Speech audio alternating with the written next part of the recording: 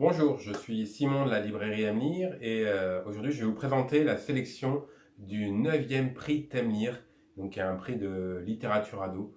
Où vous le verrez, vous pourrez voter pour le livre que vous préférez. Voilà, je suis très fier de vous faire cette présentation, c'est un prix qui me tient vraiment à cœur, qui est destiné justement à chercher dans la production de l'édition contemporaine de littérature ado des livres qui peuvent vous plaire.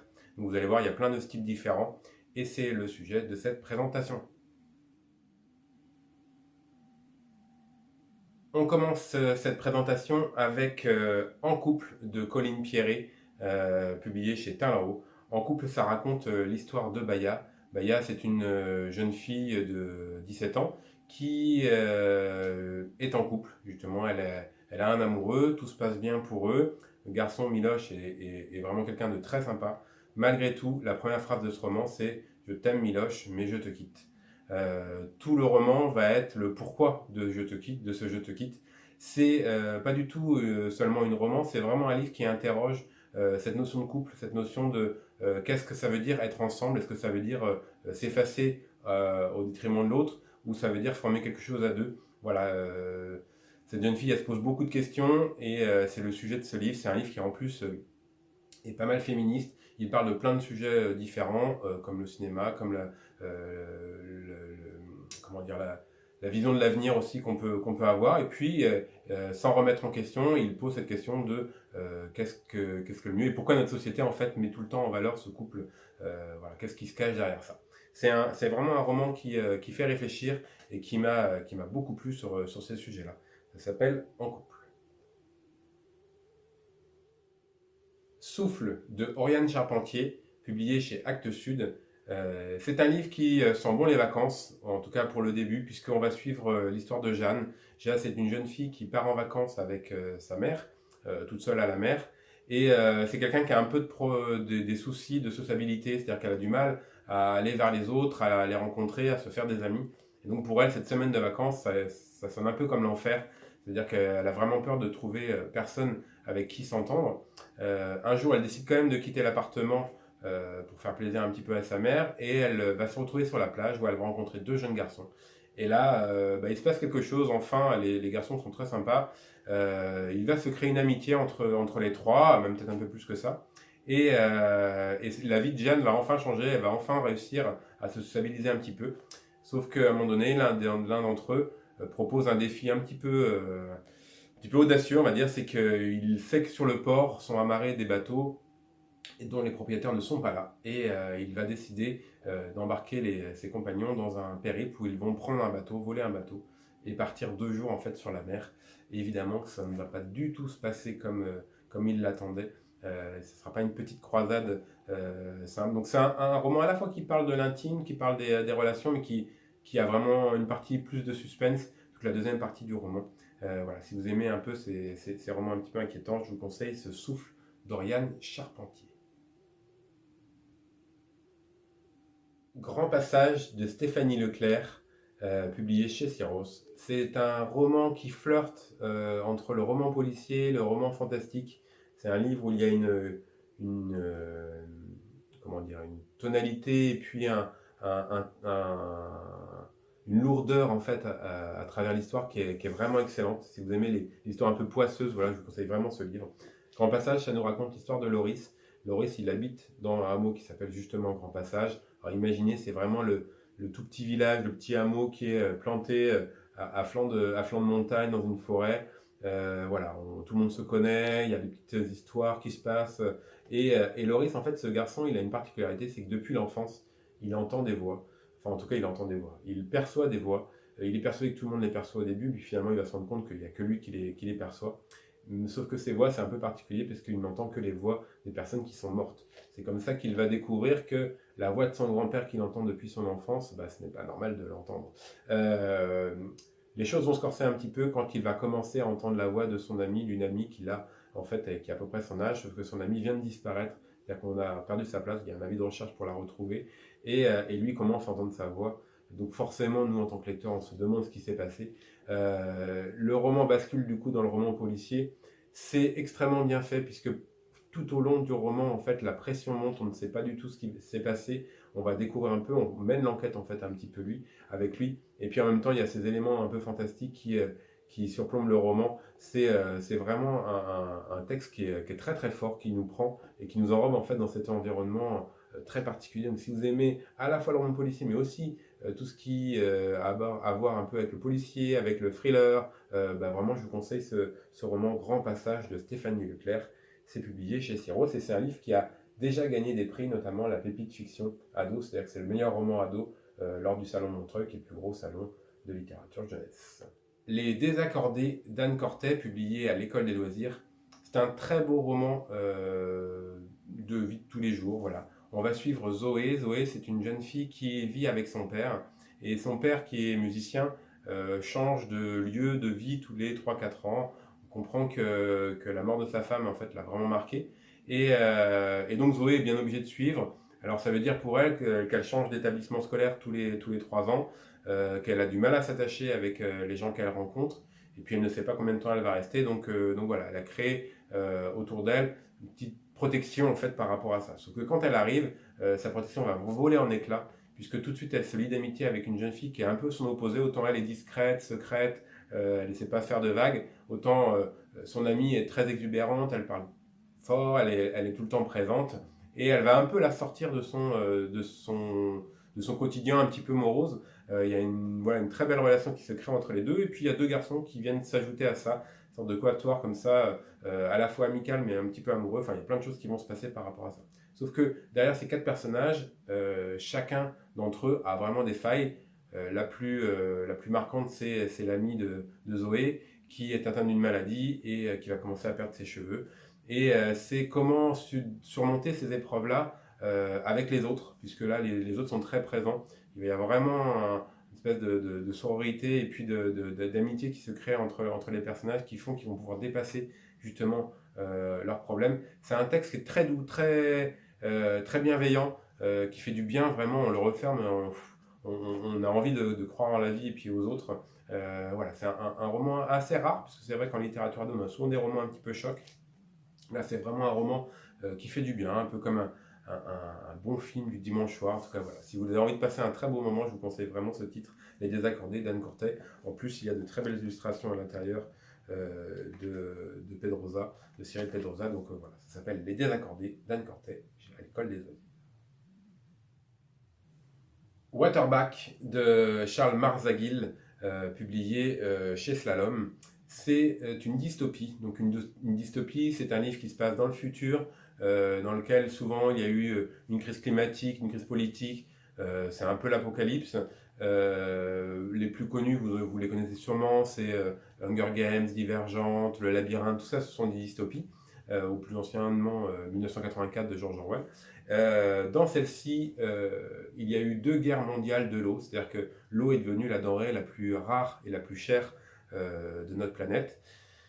Évidemment, ça a eu des conséquences sur le climat. La France est devenue un grand désert et Paris, comme vous le voyez un petit peu sur cette image, a été enseveli sous le sable. On va suivre l'histoire de 4-5 personnages qui sont tous les 5 des waterbacks. Les waterbacks, c'est simple, ce sont des jeunes gens qui risquent leur vie. Si vous connaissez un peu l'anglais, water, ça veut dire eau, back, c'est le dos. Et donc, ils portent sur leur dos des litres d'eau qu'ils doivent amener en fait aux personnes les plus riches qui les ont commandées auprès de la société, la Watercorp, qui gère un petit peu qui gère quasiment le monde en fait. Il n'y a plus d'État, il n'y a plus de gouvernement. C'est vraiment la Watercorp qui a pris le contrôle de tout ça. Et comme ils contrôlent l'eau, ils ont aussi mis en place ces waterbacks qui vont livrer comme ça. Alors vous comprenez combien c'est dangereux, puisque vous pouvez avoir 5 litres d'eau qui équivalent du coup à je sais pas moi, 5 lingots d'or. Et on doit traverser la ville où tout le monde crève la dalle et a très très soif avec cette eau sur le dos, donc on risque à tous les moments de mourir. Ces personnages vont décider de se rebeller et de quitter la Watercorp quand ils comprennent en fait ce qui se cache derrière eux. Et le roman, c'est vraiment un roman d'action où on va les suivre dans leur lutte et puis dans leur volonté de s'évader aussi, de s'échapper de cette ville et de cette vie. C'est un roman qui va très très vite. Il y a de l'action toutes les 3 pages. C'est bien écrit. C'est un tome unique, donc vous avez une histoire complète. Et si vous aimez comme ça ces romans un petit peu post-apocalyptiques où il y a de l'action, des rebondissements, et puis voilà, ce genre de la dystopie, vraiment, je vous conseille ce roman. Ça s'appelle Waterbacks. Le sous-titre, c'est Que serais-tu prêt à faire pour avoir de l'eau? C'est écrit par Charles Mazarguil et c'est publié chez Slalom. Une nuit de mon enfance de Gaël Aymon, publié chez Nathan. Alors là, vous allez voir, c'est vraiment un roman qui se lit comme un roman policier. On va suivre l'histoire d'Aurore. Aurore, c'est une jeune fille de 17 ans qui est très en colère contre sa sœur, en colère contre ses parents. Voilà, les relations humaines sont très compliquées pour elle. Et puis on va comprendre que ces relations, si elles sont compliquées, c'est qu'elles remontent à l'enfance.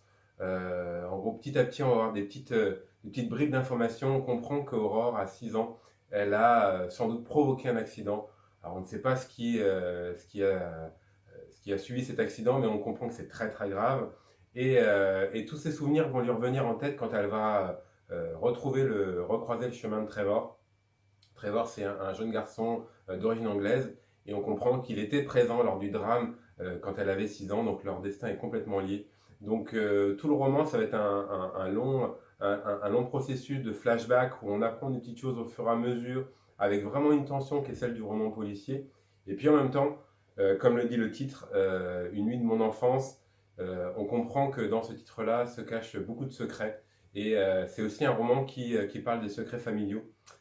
C'est extrêmement bien construit. Gaël Aymon fait un roman qui est vraiment parfait dans la construction. C'est-à-dire que quand on pense avoir la fin de l'histoire, on est à peu près à cette page-là, c'est-à-dire à la moitié du livre. Et puis il y a une deuxième intrigue qui va commencer. C'est complètement haletant, ça suit vraiment, ça nous prend et ça ne nous lâche pas. En tout cas, voilà, si vous aimez bien ce genre du polar, je vous conseille fortement Une nuit de mon enfance de Gaël Aymon chez Nathan. Les voyages forment la jeunesse de Lilibelle de Cholet, publié chez Nathan. Alors ça, c'est un roman qui sent bien l'été encore, qui sent bon l'été encore. Pourquoi? Parce que ça se passe pendant justement les vacances scolaires. On va suivre 5 personnages, Luc, Cerise, Alix, Faustine et Gabriel, qui viennent de finir 2 ans de prépa, ils sont tous fatigués par cette prépa. Ils ont décidé de partir en vacances et ils ont donc récupéré un vieux van dans lequel ils décident de faire un road trip à travers la France. Tout sent bon, ça paraît super bien, ils sont tous motivés, sauf que dès le début de l'histoire, en fait, le van explose, et donc on comprend qu'ils ne pourront pas faire leur road trip. Donc c'est un peu la catastrophe, sauf que quand il explose, Luc, il habite là où ça arrive, en fait, son oncle habite pas très très loin. Alors c'est un oncle un peu, vous savez, c'est l'oncle lourdingue de la famille, donc il n'a pas trop envie de le voir, mais là, c'est vraiment une situation de, de- de catastrophe, donc il faut bien faire quelque chose. Et donc il va le voir, et là Fred, son oncle, va lui proposer quelque chose, c'est de partir, de tout venir dans le kangou de l'oncle et de partir dans la maison des grands-parents, la maison de vacances. Bon, Luc, il n'est pas très chaud, les autres finalement vont se motiver, et donc ils vont partir tous les 5, enfin tous les 6, même tous les 7, puisqu'il y a la poule de l'oncle qui vient avec eux, qui vont dans le kangou où ça sent vraiment pas bon, et ils vont aller dans la maison des grands-parents, où ils donc vont passer des vacances enfin, près de la mer, ce qui est quand même pas le road trip qu'ils avaient imaginé. Malgré tout, il va se passer quand même plein de choses. Et ce qui est super dans ce roman, c'est que tout le début est vraiment très drôle, et puis petit à petit, comme chaque chapitre est raconté par un des personnages différents, on va rentrer dans la vie de ces personnages et on s'aperçoit qu'ils ont tous des éléments très forts qu'ils vont dévoiler au fur et à mesure de l'histoire. Et c'est un roman qui bascule vraiment de l'humour à l'émotion tout au long du texte. C'est extrêmement bien fait, d'autant plus qu'il y a un fil de conducteur, c'est que Luc, justement, ce jeune garçon, décide de faire une espèce de blog, une espèce de carnet de route en fait de ce voyage, et petit à petit, il va balancer des infos sur chacun des personnages de manière pas très très sympathique, et évidemment, ça va ramener un peu du piment dans ce texte. Donc c'est un très beau roman qui est vraiment à la fois léger, mais en même temps très très chouette. Ne vous fiez pas à la grandeur du texte, puisque c'est un roman qui est écrit extrêmement gros, donc il se lit très rapidement. Ça s'appelle Les voyages forment la jeunesse, Lilibelle de Cholet, et c'est publié chez Nathan. Dernier livre de la sélection, ce livre s'appelle Au nom de Christ de Claudine Desmarteaux, publié chez Gallimard, et c'est un vrai coup de cœur. Si vous aimez les romans psychologiques vraiment difficiles, ce roman, il est vraiment très pour vous. En gros, on va suivre l'histoire d'Adrien. Adrien, c'est un jeune garçon qui est vraiment pas bien dans sa peau. D'un côté, il se fait harceler dans son lycée, et puis de l'autre côté, dans sa famille, il vit seul avec sa mère, et sa mère, elle est ultra étouffante, elle est toujours sur son dos. Et donc lui, il n'arrive pas à trouver d'espace entre ces deux moments de vie-là. Il décide du coup de faire le mur et de partir en fait dans la forêt pour pouvoir un peu s'aérer. Dans cette forêt, il va rencontrer un jeune homme qui s'appelle Chris, et ce jeune homme, en fait, il est assez étonnant. Au début, il est plutôt très sympa, il va l'écouter, il lui donne des conseils par rapport à sa vie, de prendre un peu de distance avec sa mère, de se renforcer pour se battre contre ceux qui le harcèlent. Et puis, petit à petit, le jeune garçon va commencer à l'écouter, et puis il rentre un petit peu dans sa façon de penser, un peu, voilà, un peu seul contre tous, et puis il va commencer vraiment à faire tout ce que lui dit de faire ce Chris. Nous, en tant que lecteur, on voit bien que ce jeune garçon est complètement sous l'emprise psychologique de ce personnage, qu'il y a un danger pour lui, que petit à petit, il va même changer de caractère, il va se rebeller, il va se faire exclure du lycée, enfin, tout va vraiment basculer un petit peu dans sa vie. On ne sait pas jusqu'où ça va s'arrêter, et c'est ça la force de ce roman-là, c'est qu'il monte vraiment crescendo, on ne sait jamais quand ça va s'arrêter, d'autant plus que la fin est un peu une apothéose, quand ils décident de partir tous les deux, tout seuls, pardon, 3 jours en forêt, en mode survivaliste, donc sans rien du tout. Forcément, on se doute qu'il va se passer des choses pas terribles. Voilà, Au nom de Chris, c'est un roman vraiment choc qui vous tient en haleine du début à la fin, et je vous le conseille fortement. C'est de Claudine Desmarteaux. Voilà, la sélection est maintenant complète. Vous avez les 8 titres. J'espère que dans ces 8 titres, vous trouverez le livre qui vous donnera envie de lire. Et puis après, je vous laisse avec vos documentalistes, vos bibliothécaires, vous expliquer comment ça se passe, le vote et tout ça. En tout cas, voilà, moi j'étais très content de vous faire cette présentation. J'espère que vous prendrez beaucoup de plaisir à lire ces ouvrages. Et je vous souhaite de très très bonnes lectures. À bientôt.